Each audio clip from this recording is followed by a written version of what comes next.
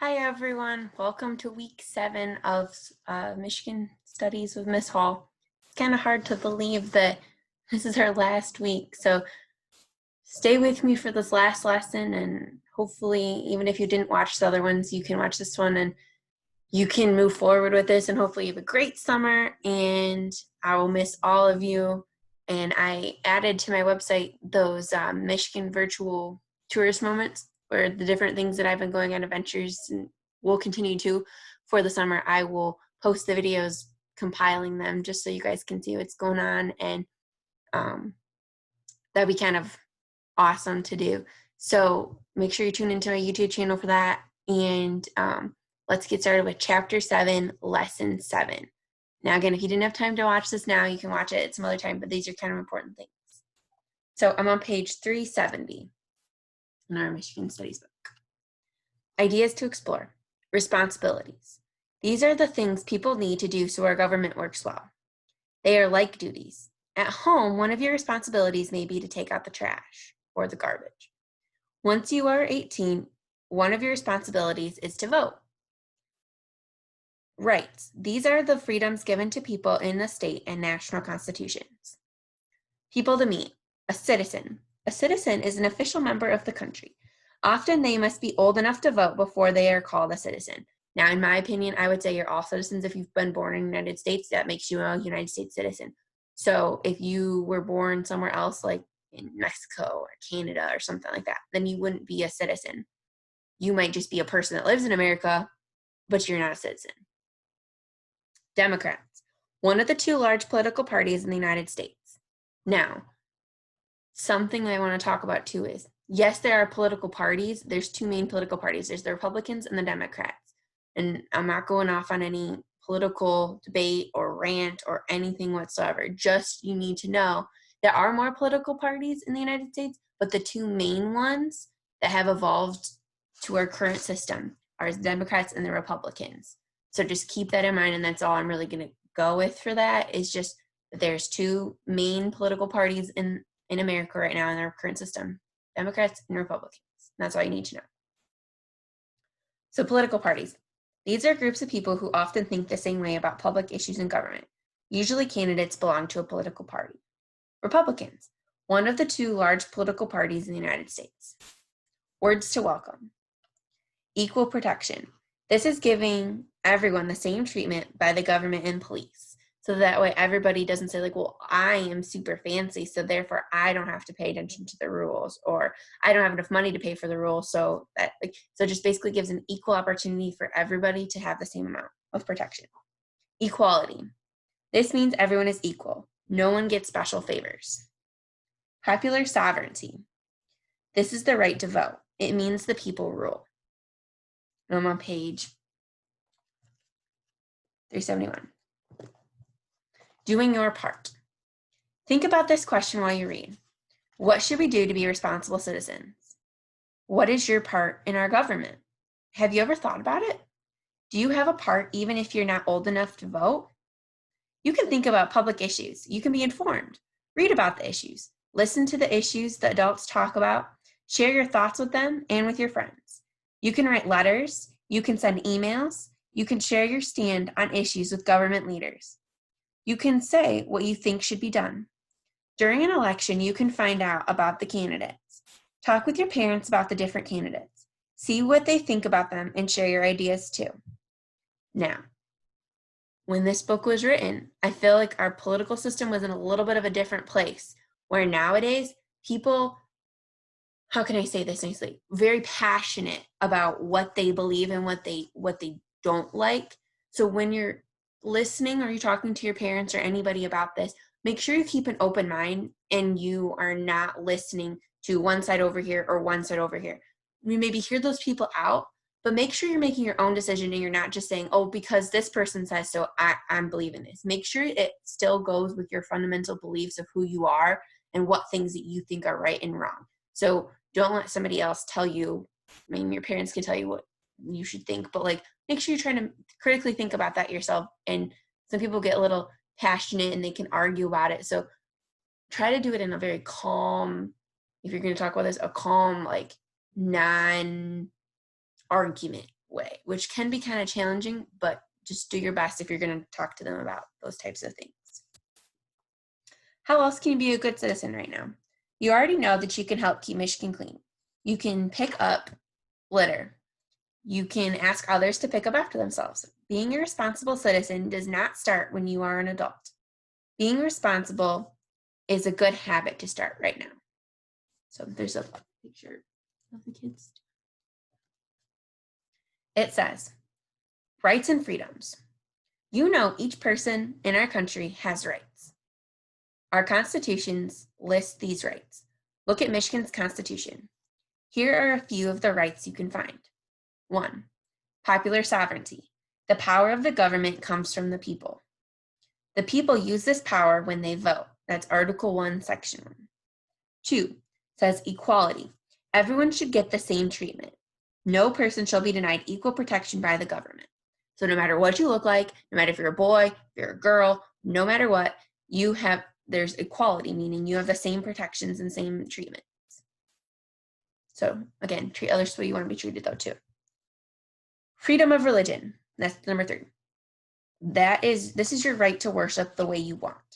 Every person shall be at liberty to worship God as they decide. Justice is number 4. All people should be treated fairly. No group should be favored. The right of trial by jury shall remain. So basically, like we've talked about in the other slides, is that everybody has the right to justice. Our country is based on core democratic values. We have rights and freedoms people in some countries do not have. Can you name some? We have the freedom of speech. This means we can say what we want about the government. If we do not like something, we can take a stand against it.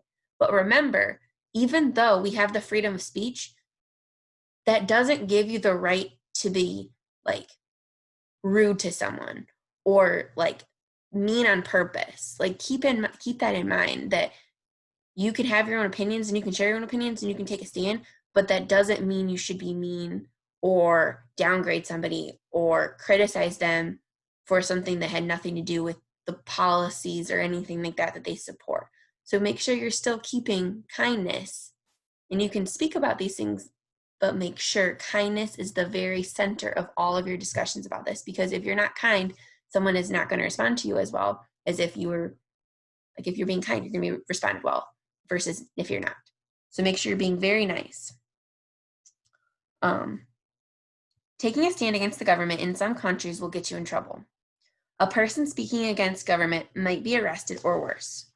Even though we can say what we want, we need to be responsible. We must always tell the truth. So keeping in mind, you need to always be kind. Kindness needs to be at the very, very center of it. Second thing, it needs to be truthful. So you can't just like randomly go around and like lie about people. You can't just spread lies. That's not fair. That's not being just or having justice for you.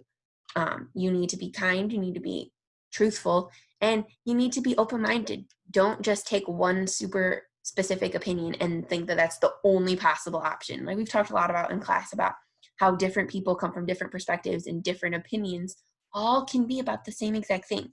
So make sure you're keeping an open mind. So those are the 3 rules when you're talking about those things and you're taking a stand.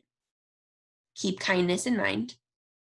You need to be truthful, and you need to be open-minded. Today, some people take a stand on their websites. They use internet to tell what they think. Some countries do not allow this kind of free speech. If a person has a website the government does not like, it is blocked. No one in that country can see what that site has to say. Countries do this do not allow free speech. That's like countries like China and stuff, like they block some of the things that their citizens can see. So the government, but that's again, just because you can doesn't mean that you should say unkind things. So keep those pillars in mind. Another freedom we have is the right to worship as we please. We can go to any place of worship we want, or not go at all. In some countries, there's only one religion and no others are allowed.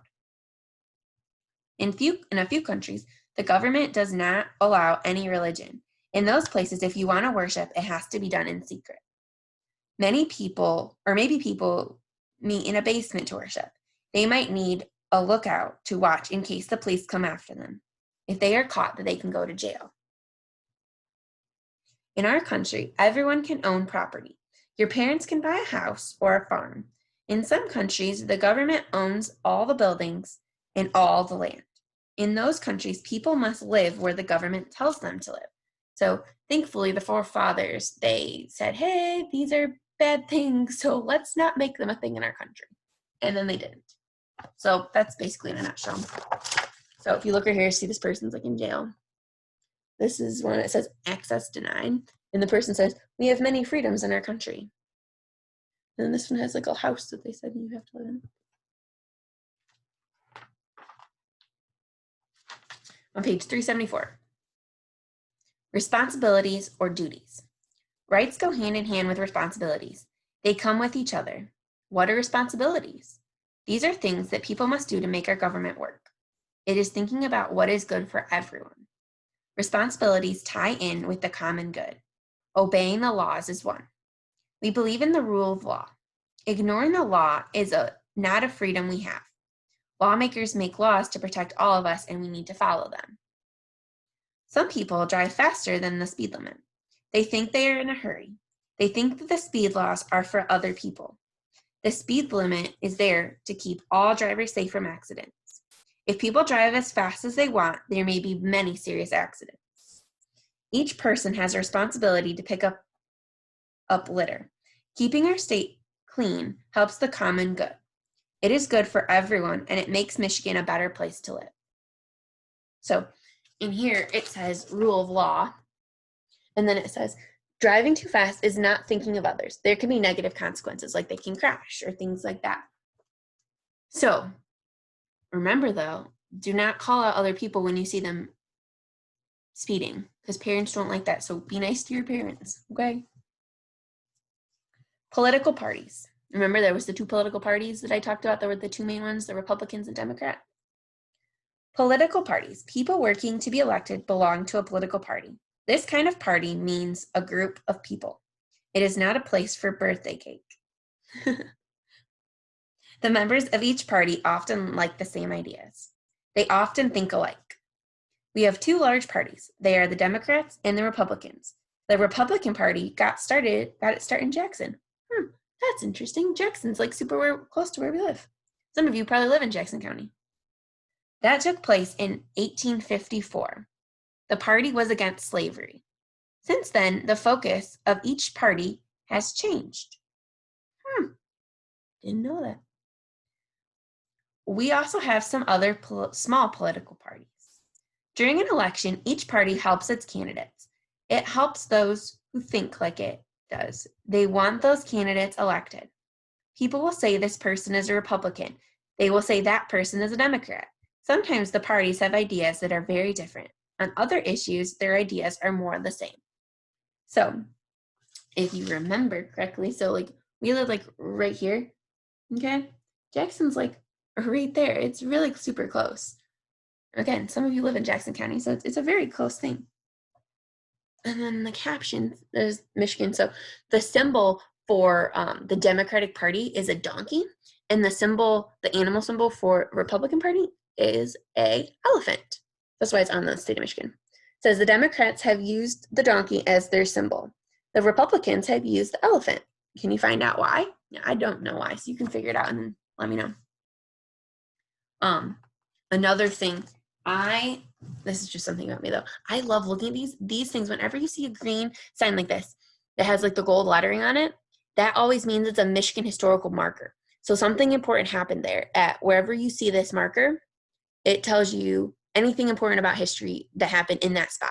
So this one it says under the oaks. So it says the first large meeting of the Republican Party was in Jackson, Michigan. So I'm gonna read you what the little like green sign says. Now, usually it's a two-sided sign, and they're really super big. I have in that Holland video, I have one of them I put on there for you guys. They're usually two-sided, and it doesn't mean that like the same they're like the same words on each side. Like it's basically just like a piece of paper, but there's like one on each side, and then they're finishing it on the other. So this only has the one. So all I have is what this one side says. But it says under the oaks.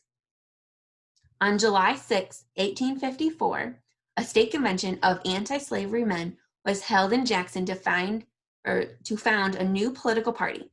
Uncle Tom's Cabin had been published 2 years earlier. That's a book. Causing increased resentment against slavery. Remember, slavery was whenever they took people and they weren't paid for what they were doing, and they were slaves and they were owned by people, which was bad. In the Kansas-Nebraska Act of May 1854 threatened to make slave states out of previously free territories, because they weren't states yet. They were still like in the United States of America, but they just weren't states yet. They're called territories. Since the convention day was hot and a huge crowd could not be accommodated in the hall, the meeting adjourned to an oak grove, is kind of blurry, oak grove on Morgan's 40, in quotes, on the outskirts of the town. Here, a statewide slate of candidates was selected, and the Republican Party was born, winning an overwhelming victory in the election of 1854. The Republican Party went on to dominate national politics throughout the 19th century. Also, fun fact for you though, the 19th century doesn't mean 1900s. It doesn't. That's really interesting. I really did not know that the Republican Party was founded in Michigan. That's really cool. I don't know where the Democratic Party was founded. It's cool though. Okay, voting. Vote. It is responsible to vote. It is a duty to vote. So it's not just like, oh, I don't really have a strong opinion about either one of these people. You cannot like politics and not do anything with them hardly, but it's still important that you vote because it's a civic duty. Voters are important because the power comes from the people. In the United States, any citizen who is 18 years old can vote. A citizen is anyone born in this country. People who move here can also become citizens by doing certain things. If they become citizens, they have all the rights of a person born here, except for one. They can't be president.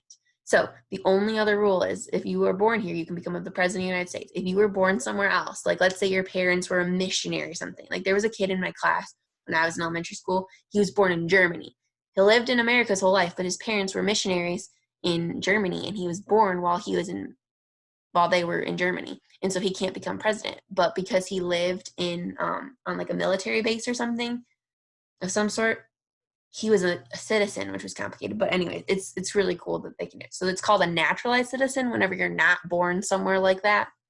You're like born in Africa or something, and it's not on a military base or something like that. You're not a United States citizen. So you have to come to America if you want to come to America, and you have to take a test. It's kind of like a basic history test.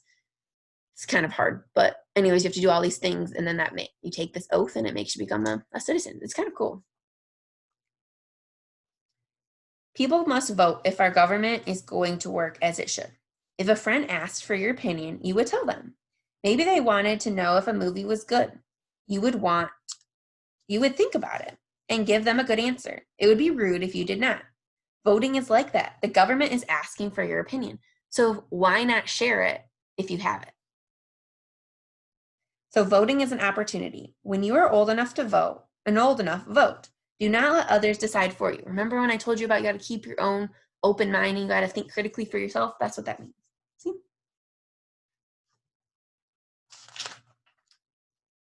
Page 376. Tribal government. So tribes meaning, remember, Native Americans, they were here way before Michigan was even a thing. But because Michigan became a state, does that mean that they just get to go away? No, they don't. But they have their own set of governments and their own set of systems because they aren't technically a part of the whole state and local government thing. So they have their own separate side of things. So keep that in mind.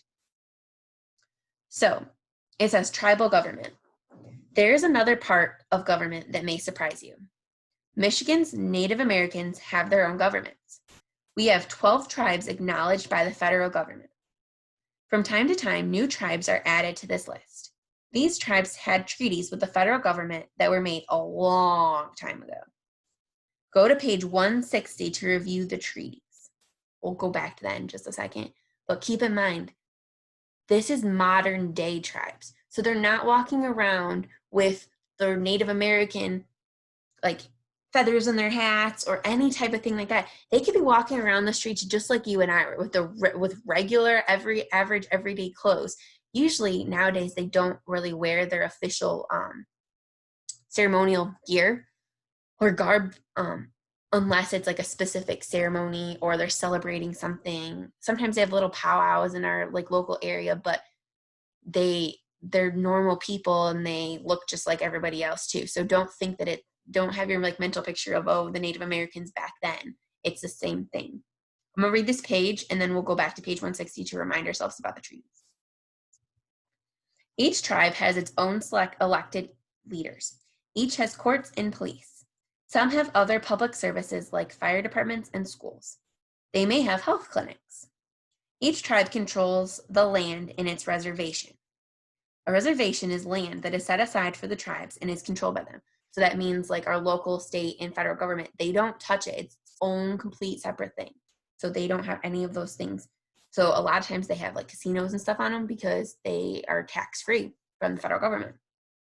So just because you are not a Native American doesn't mean you can't go on the reservation either. It's complicated, but it's like its own separate thing.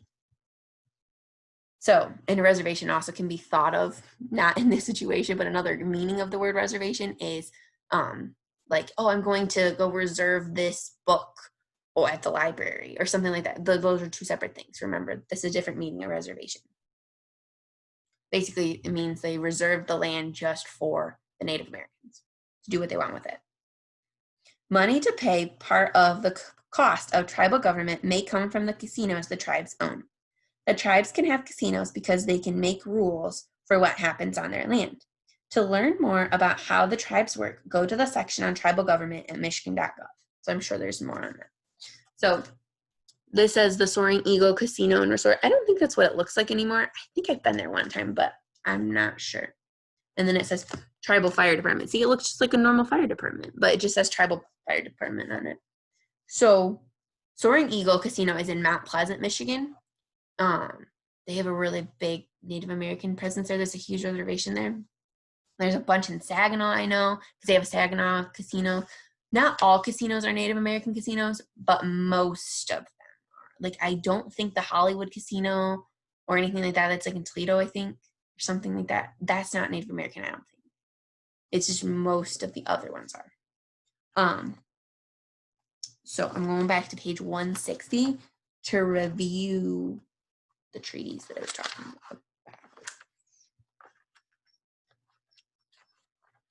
That is back in chapter 4, lesson 4. So if you look, it says that there was different numbers of different treaties. So like where we live, looks like we're on the border of the Detroit Treaty that said 1807 and the Maumee Treaty, which was in 1817. Looks like we're in the section of 2 and 3, probably. But there's a bunch of different, looks like there's 11 different treaties that they did with the Michigan people that were in charge. So it's pretty interesting. That's page 160. So just chapter 4, lesson 4 if you want to look back at it. Okay, think about it, talk about it. Why is it important for people to vote? That's a question you can ask yourself. Name 3 rights you have in this country. How does government protect your rights? Think about being a responsible citizen. Name 3 things you can do. Draw a picture. Have it show a person being a responsible citizen. Name our 2 large political parties. Republican, Democrats. Check out the state constitution. Find Michigan's constitution on the internet. Read Article 1. Make a list of 10 rights listed there. Have a class discussion so everyone understands what each right means. Well, we can't do that because we're not together.